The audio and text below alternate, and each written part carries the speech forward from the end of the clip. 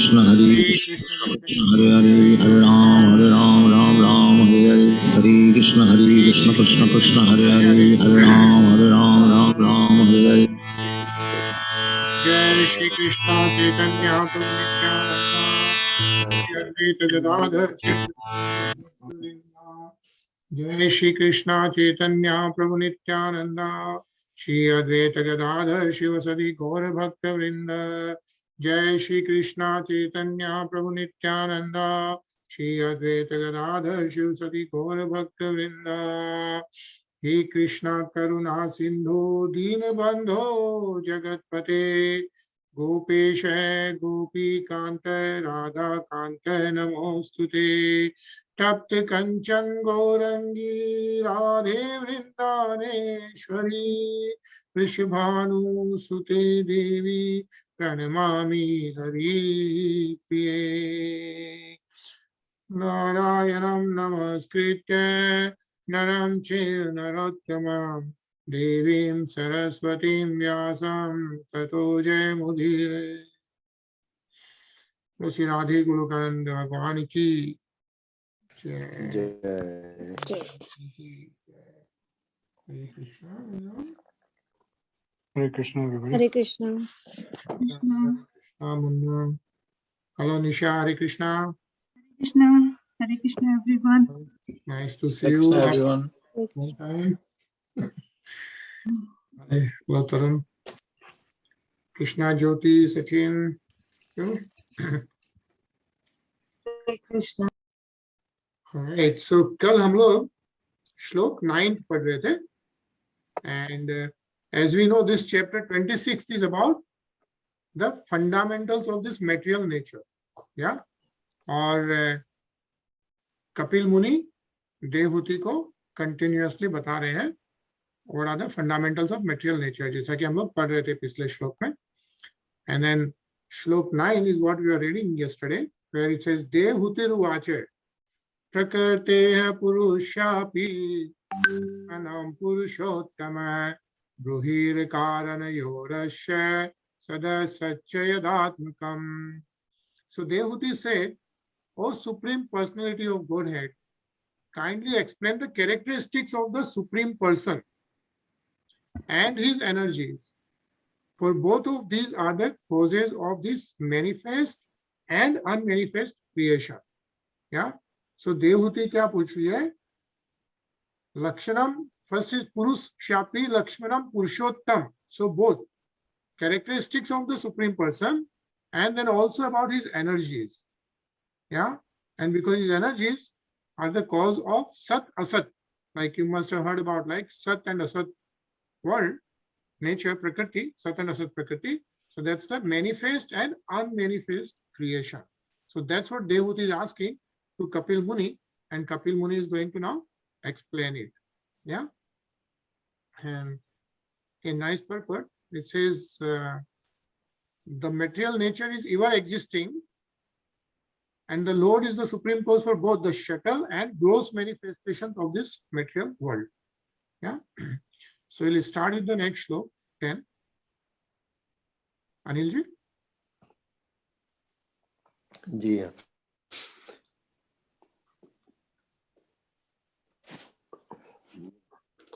श्री भगवानुवाच यत्त्वय गुणम व्यक्तं नित्यं सदात्मकं प्रधानं प्रकृतिं प्राहुर्विशेष विशेषवत्. The Supreme Personality of Godhead said, the unmanifested eternal combination of three modes is the cause of the manifest state and is called Pradhan. It is called Prakriti when in the manifested stage of existence. Hare Krishna. Right, yeah. So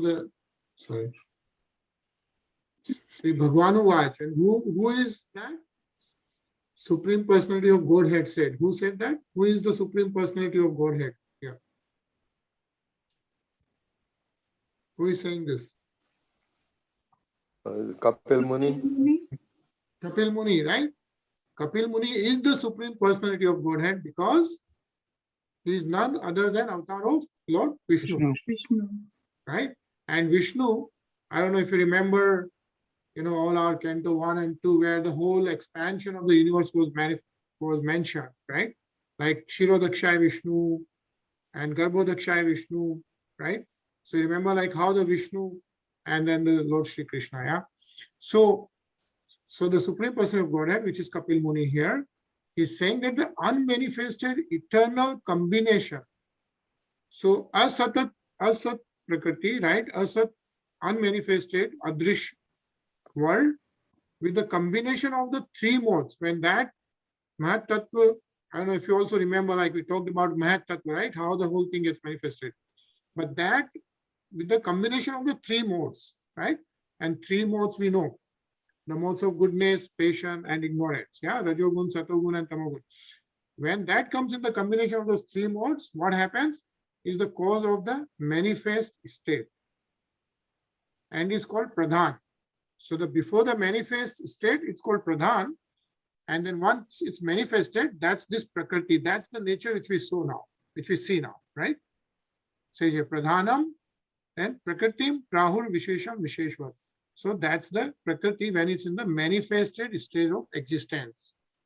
Yeah, and all our eternal and living entities, like all of us, come into existence.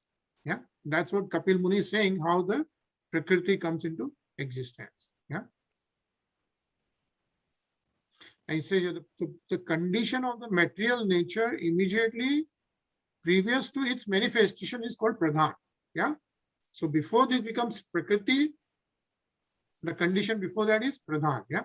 That's the material nature. That's the stage of the material nature. So read the next slok, Nisha.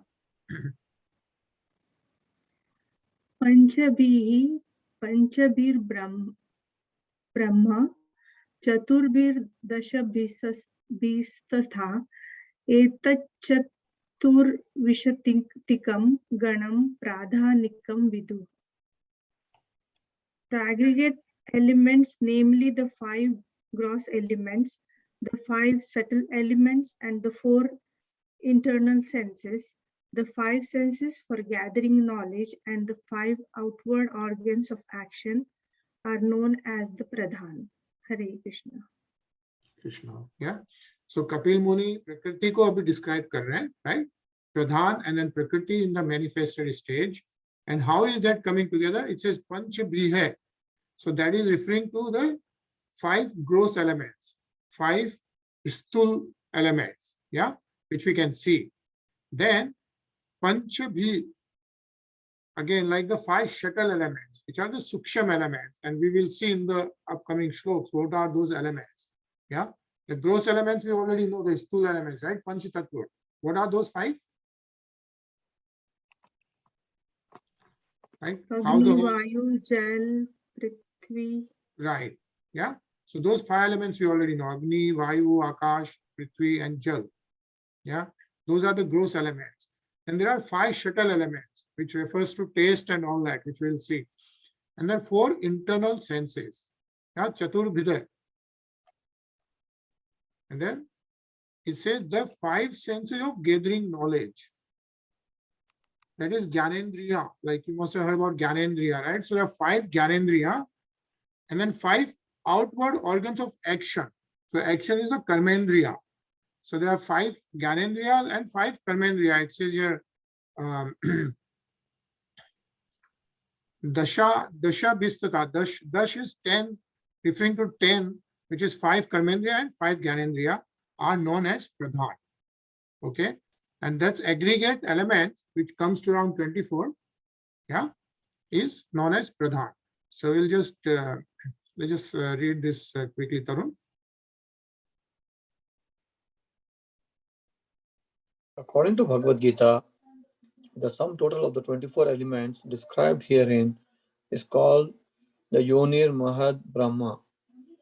The sum total of the living entities is impregnated into this Yonir Mahad Brahma, and they are born in different forms, beginning from Brahma down to the insignificant ant. In the Srimad Bhagavatam and other Vedic literatures, the sum total of the 24 elements, Pradhana, is also described as Yonir Mahad Brahma, It is the source of the birth and subsistence of all living entities. Hare Krishna. Hare Krishna, yeah. So that Mahat Brahma, which if you remember, with this how the everything comes into existence. So first all these 24 elements are created, and then with the three gunas, it creates the Prakriti. So in the Pradhan, we have those 24 elements. Okay. Ajay? Sure. Mahabhutani Panjav Bhurapo Agnimars Rutrabha Tanmatrani Tavantanti Gandhadini Matani Me. There are 5 gross elements, namely earth, water, fire, air, and ether. There are also 5 subtle elements: smell, taste, color, touch, and sound. Hare Krishna. Hare Krishna. So I think these are something which we can remember, right? Those are the basic fundamentals. What we are reading is the fundamentals of this material nature. That is the spiritual science, yeah? And says the 5 gross elements still are, as we just talked about, earth, water, fire, air, and ether. Says here, Bhu is earth, yeah? Bhur api is jal, yeah? Then you have Agni, and then Marut is Vayu, and Nabha Akash, yeah? So in this one word, it describes all the 5 gross elements. And then it has Gandh and everything else. Gandh Adini, like that is smell, and then everything else is described, which is taste, color, touch, and sound. So 5 gross elements, Sthul elements, and then Suksham elements, subtle elements. So if you remember, smell, yeah, Sugandh, taste, rang, color, yeah, touch, and awad, sound. Okay, and then actually, and if you remember, each of those elements actually gets produced from those, like with a combination of the Suksham and the Lord Vishnu.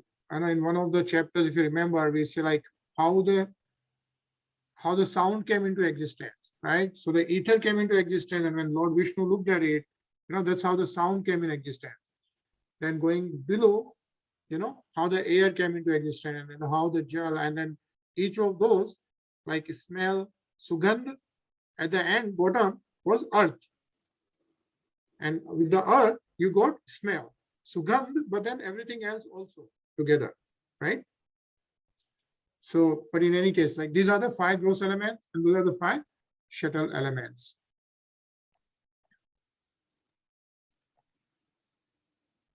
Sachin?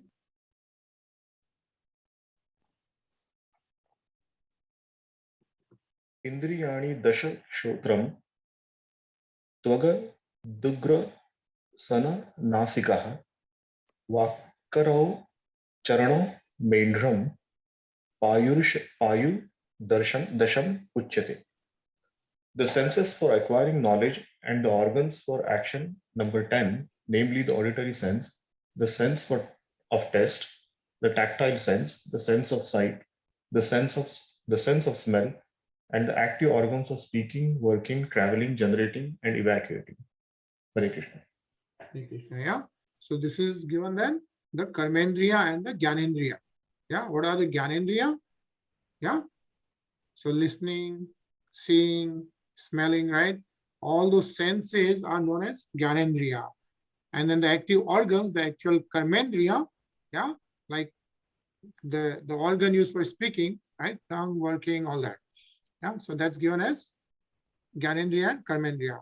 So that gives us 20 elements so far. Sthul elements, 5 Suksham elements, Gyanendriya, and 5 Karmendriya, right? And let's go to the next shlok. Jyoti.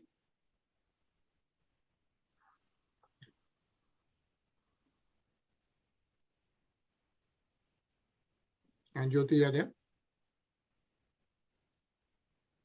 Okay, Munmun padhoge. मनोबुद्धिर अहंकारस चिंतम इते अंतर आत्मकम चतुर्धा लक्ष्ये भेदो वत्ताया लक्षण रूपया. The internal subtle senses are experienced as having 4 aspects: in the shape of mind, intelligence, ego, and contaminated consciousness. Distinctions between them can be made only by different functions since they represent different characteristics. Hare Krishna. Hare Krishna. Yeah. So there, we saw all those 20 things, right? Suksham, and then now 4 Antakaran, it's called, right? The internal senses. And what are those? Internal shuttle senses are 4. 3 we already know, right? Suksham Sharir, as we already know. Man, Buddhi, and Ahankar. So that's mind, Man. Intelligence is Buddhi, ego is Ahankar. And it also says the 4th element, which is also like a characteristic of the soul, right? Which is a consciousness, Chit. Says here Buddhi, Ahankar, and then Chit. So you have Man, Mano Buddhi, Man, Buddhi, Ahankar. That's the Suksham Sharir we always call.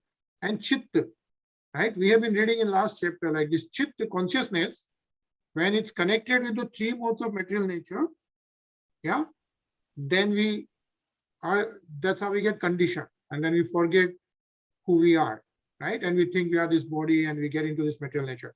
But when the same consciousness gets to Krishna consciousness, then we can realize ourselves, and then we can get rid of the birth, death, disease, and old age. Yeah. So those are the 4 aspects of Antakaran is described here. Okay. And let's just read this. Tarun. The 4 internal senses or subtle senses described herein are defined by different characteristics. When pure consciousness is polluted by material contamination, and when identification with the body becomes prominent, one is said to be situated under false ego. Consciousness is the function of the soul, and therefore, behind consciousness, there is soul. Consciousness polluted by material contamination is called Ahankara. Hare Krishna. Yeah. So I think somewhat clear. Yeah. Like basically, soul is there. Yeah. And one of the function of the soul, right? We say Sat Chit Anand. The Chit, the consciousness, is one of the attributes or the function of the soul, right? And when that gets contaminated, how the Chitta gets contaminated? By the touch of material contamination. Yeah. Touch of the material elements. And and that when that happens, we also get Ahankar. And Ahankar is nothing but the false ego, which is like I am everything, right? And I am this body and I am everything. That's what happens. So that's what Kapil Muni is describing about all the fundamentals of this this Prakriti. Yeah. Manisha?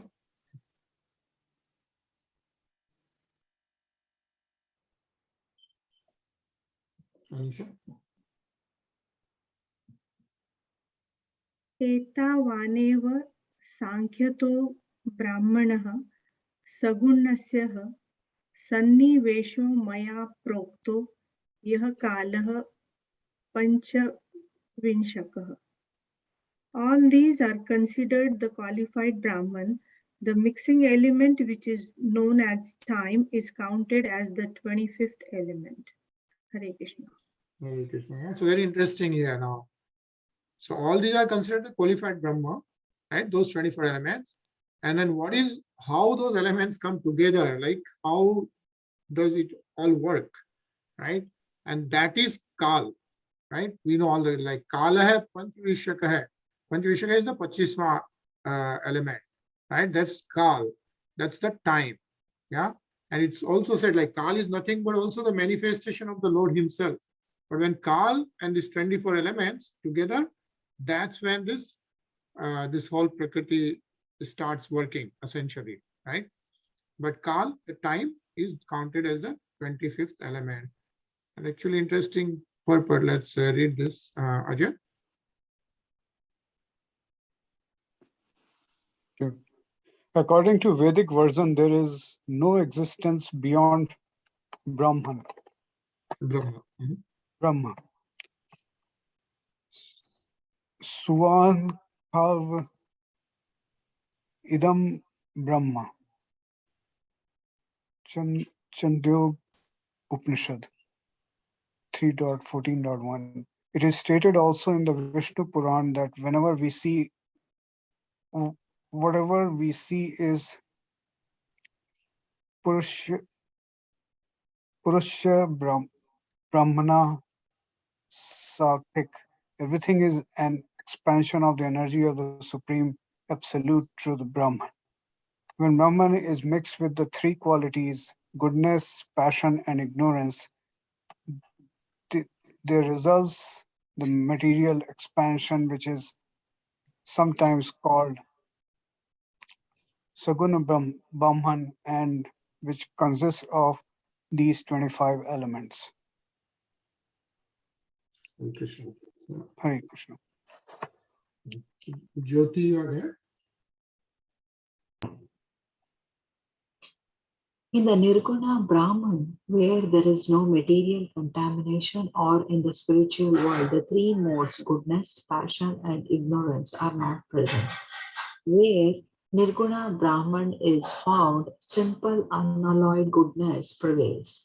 Saguna Brahman is described by the Sankhya system of philosophy as consisting of 25 elements, including the time factor, past, present, and future. Hare Krishna. Hare Krishna, yeah. So what we are reading right now here, right, is the Sankhya philosophy, right? That's what Kapil Muni is famous for. Kapil Muni, as avatar of Lord Vishnu, described the Sankhya system, and it talks about the Sagun Brahma, yeah. And Sagun Brahma, it says here, which is sometimes called Sagun Brahma. What is that? The results, the material expansion. When Brahma is mixed with three qualities, yeah. So that Brahma with all these 25 elements mixes with the three gunas, right? Then that's the Sagun Brahma. And that is, and what it says, but what it says in the Nirgun Brahma, that is the Sagun Brahma. Nirgun Brahma is beyond the Sagun Brahma, where there is no material contamination. Yeah, the Brahma, it's like a Mahat Tattva, right? When the Brahma gets mixed with the 25 elements, it's called Sagun Brahma. But before that, it's Nirgun Brahma, right? It's like Nirgun, like it's not associated with any of the gunas, like goodness, patience, or ignorance, none of the gunas, right? But when, so in that case, there is no material contamination. And in the spiritual world, the three modes are not present. Yeah. So no gunas are present because spiritual world is Nirgun. Yeah.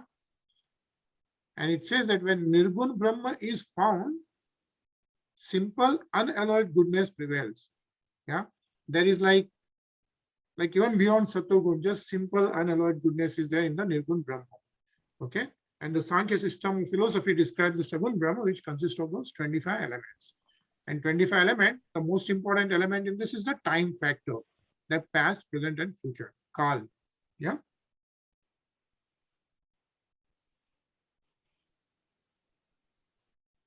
Munna?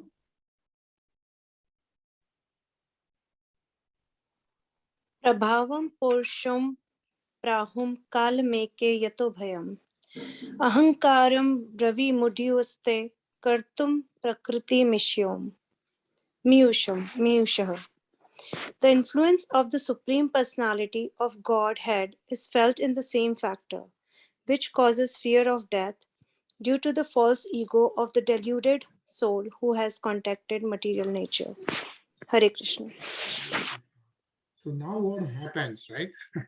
All these 24 elements, living entities, this Prakriti gets created, and this time factor is what is causing the fear. So it doesn't matter what type of living entity it is, right? Based on karmas and all that, like starting from Lord Brahma to the end, right? It was mentioned like any kind of animals or any kind of living entity, right? Of course, human beings. Everyone has a fear of death, right?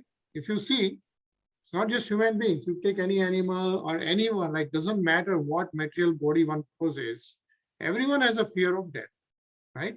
And why is that fear of death is there? Is because of the false ego. And the false ego is what? That ahankar. And we were reading in the previous shloka, right? That ahankar comes because the consciousness gets contaminated by the material nature. The soul gets conditioned. And then we think we are this body. And that's why there is a fear of death. If we know this, we are not this body, then there will not be any fear of death, because the soul is eternal. Soul is always there, right?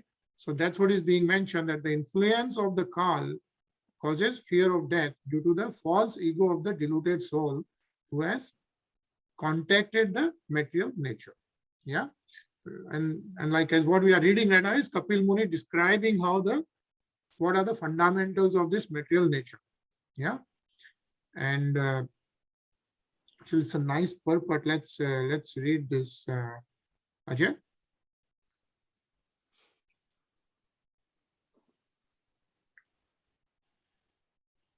The living entity's fear of death is due to his false ego of identifying with the body. Everyone is afraid of death. Actually, there is no death for the spirit soul, but due to our absorption in the identification of body as self, the fear of death develops. It is also stated in Srimad Bhagavatam 11.2.37. Bhayant divitya vinesatah syat.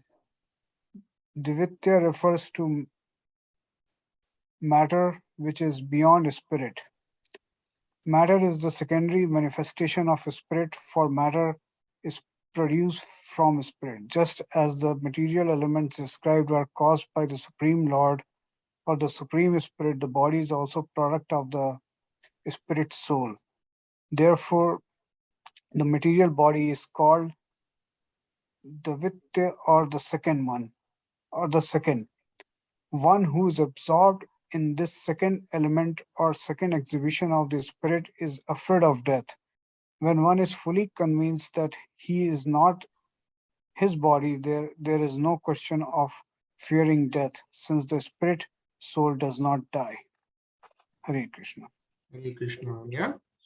So pretty good explanation given there. So continue reading. Anilji.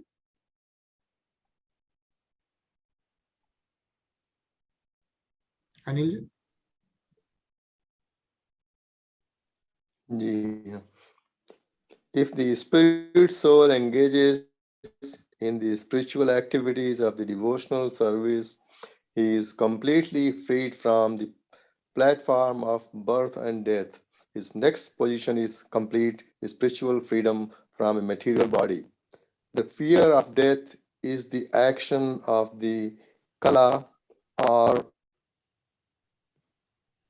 kal or the time factor, which represents the influence of the Supreme Personality of Godhead. In other words, time is destructive. Whatever is created is subject to destruction and dissolution, which is the action of time. Hare Krishna. Hare Krishna. No?